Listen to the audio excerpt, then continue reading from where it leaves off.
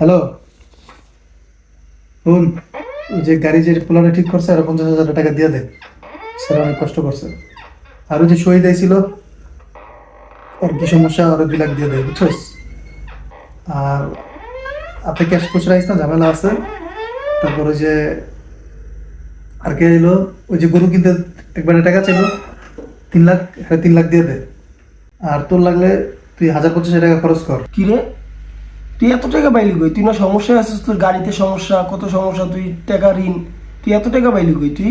দোস্ত, কিন্তু তোর ঘুমোরটা কি বুঝে কদি? টাকা না থাকলে অভাবে থাকলে এরকমই কইতে হয়। তুইও কর, দেখবি অনেক মজা পাবি। কইয়া দেখ না একটু। হ্যালো, ওই যে 50 লাখ যে রাখছিলাম, ওই 50 লাখের তে তুই ইয়া কর, 10 লাখ দিয়া দে, 10 লাখ কুদ্দুসিটা দিয়া দে, আর 20 লাখ আমার অ্যাকাউন্টে পাঠা। আর তোর ওই যে ওই 8-10 লাখ তুই নিয়ে মার্কেট টার্গেট কর।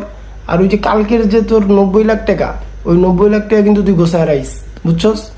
ওই 90 লাখ টাকা রাইস, ওই জায়গা থেকে আবার কাজ আছে, বুঝছস? কিরে মজা না? হ্যাঁ, হ্যাঁ, সেই মজা না? হ্যাঁ। আরো কতিও এই, হ্যাঁ হ্যাঁ পাড়া পাড়া পাড়া তুই যাবে পাড়ায় ধরে দিয়া দি, সব দিয়া দি, কোটি দিয়া দি, আরে বেটা সেই, হ্যাঁ, আচ্ছা ঠিক আছে, কর। হ্যাঁ। আরে এরা কারা? কোত্থেকে এলো?